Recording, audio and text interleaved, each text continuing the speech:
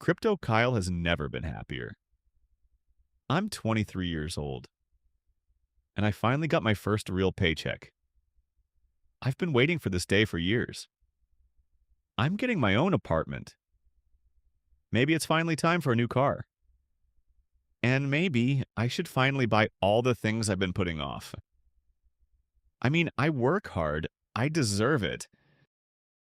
None of these decisions sound like financial mistakes. In fact, most people would probably congratulate him. Crypto Kyle is doing exactly what millions of people do every year after getting their first real paycheck. The problem is, almost every decision Crypto Kyle is about to make hides a financial trap. Just like a bear trap, it doesn't look dangerous until it's already too late. Once it snaps, getting out becomes expensive.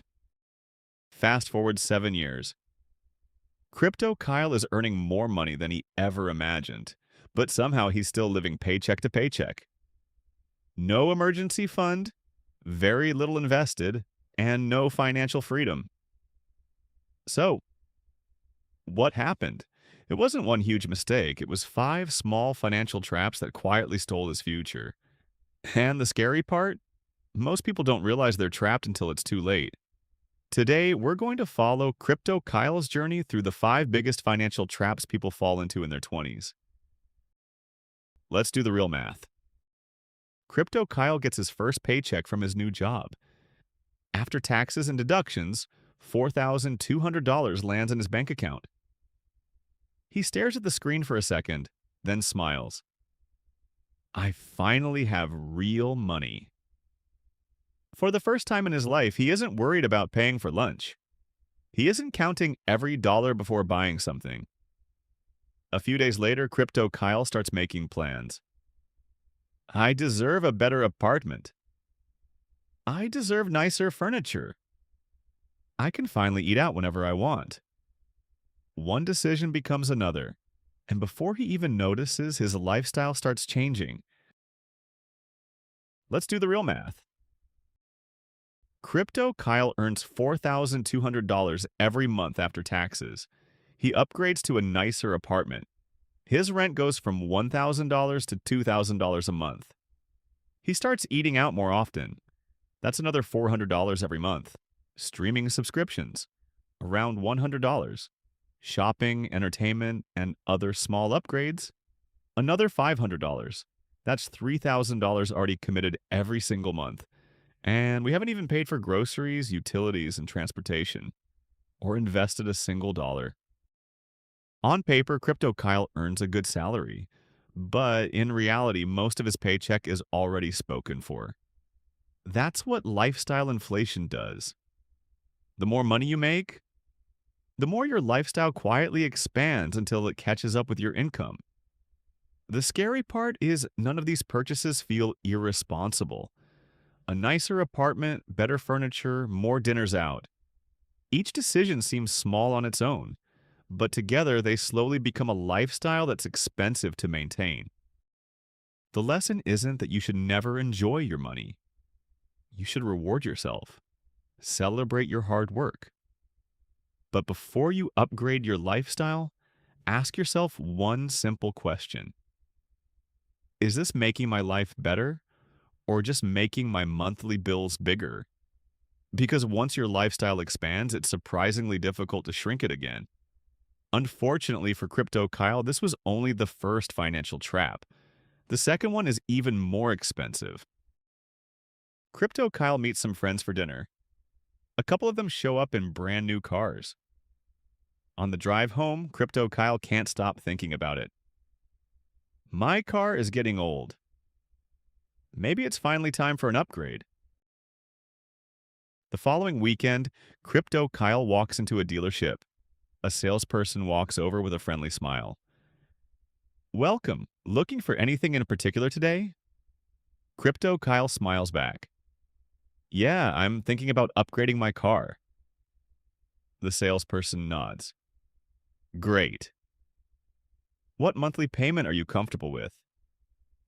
Crypto Kyle thinks for a second. Around $700. The salesperson smiles again. I think we can make that happen. A little while later, Krypto Kyle signs the paperwork. He drives home in a brand new car. It smells new, it looks amazing. For a moment, he feels successful. Let's do the real math. Krypto Kyle already spends $3,000 every month. Now let's add the car payment, another $700 every month. That brings his fixed monthly expenses to $3,700. He earns $4,200 every month after taxes. That leaves him with just $500. Now subtract groceries, utilities, fuel, internet, and any unexpected expense. Just like that, his paycheck is gone. And investing? That's out of the question. The problem wasn't buying a new car. The problem was buying one he couldn't comfortably afford.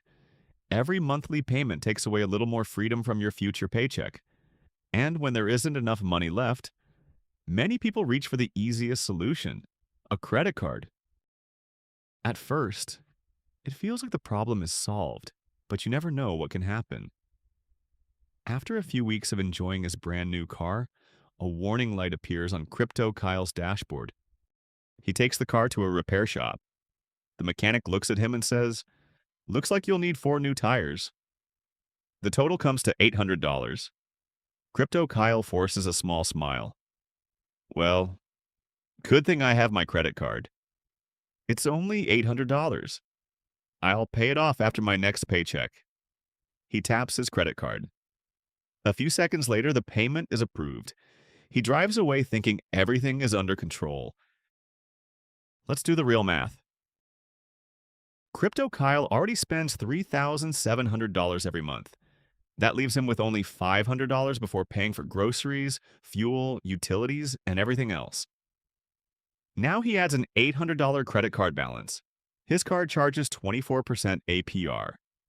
He wants to pay the full balance next month, but after covering all his monthly expenses, he simply doesn't have enough money, so he makes the minimum payment instead. Sounds harmless, but here's what actually happens.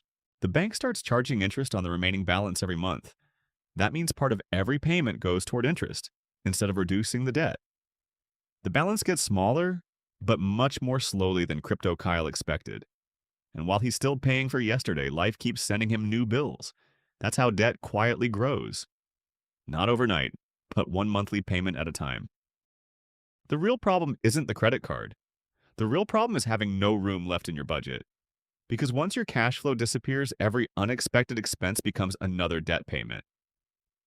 So, how do you stop that cycle before it gets worse? By understanding the hidden cost of waiting. Krypto Kyle looks at Lise Larry and says, "I'll start investing once I make more money." Lise Larry smiles. "I used to tell myself the exact same thing, but waiting was the most expensive financial decision I ever made." Krypto Kyle looks confused. "How can waiting cost me money?" Bart smiles. "Let's do the real math." Krypto Kyle decides to start investing at 35 years old. Lise Larry starts investing at 25 years old. They both invest $300 every month. They both earn an average annual return of 10%. And they both retire at 65 years old. The only difference, Lise Larry gives his money 10 extra years to grow. Lise Larry invests for 40 years. Krypto Kyle invests for 30 years. Lise Larry contributes about $144,000 of his own money. Krypto Kyle contributes about $108,000. That's only a difference of $36,000. Now look at what time does. Lise Larry's portfolio grows to approximately $1.9 million. Krypto Kyle's portfolio grows to approximately $680,000. Krypto Kyle invested only $36,000 less, but he retires with more than $1 million less. Not because he picked bad investments, not because he earned less money, not because he took more risk. He simply gave compound interest 10 fewer years to work. That's the hidden cost of waiting. Most people think waiting is the safe choice, but every year you delay is one less year your money has to grow. And unlike money, time is something you can never earn back. But if the math is this obvious, why do so many people still wait? The answer has nothing to do with money. It has everything to do with who they're trying to impress. Most people think financial freedom is about making more money, but that's rarely the real problem. The real problem is spending money to impress people. Who don't pay your bills? Krypto Kyle looks around and says, I just wanted people to see that I was doing well. Lise Larry smiles. I used to think that way too. Then I realized something. The people I was trying to impress weren't paying my rent. They weren't paying my car payment. They weren't investing for my future. Krypto Kyle stays quiet. Every financial trap we've talked about today started with the same decision. Lifestyle inflation. Buying a car you couldn't comfortably afford. Using credit cards to keep up. Waiting to invest. None of those decisions happened because Krypto Kyle was bad at math. They happened because he cared more about looking successful than becoming financially free. The truth is, nobody thinks about your car as much as you do. Nobody remembers the shoes you bought last year. Nobody cares which phone you have after a few weeks. But your future self will remember every dollar you invested, every dollar you saved, and every year you started early. The goal isn't to impress strangers. The goal is to build a life where you don't need anyone's approval. Because real wealth isn't measured by what people see. It's measured by the freedom. If you can learn that lesson in your 20s, you'll be years ahead of most people. If you enjoyed this video, subscribe to Bart Finance. We're building a community of people who care more about freedom than looking wealthy. I'll see you in the next one.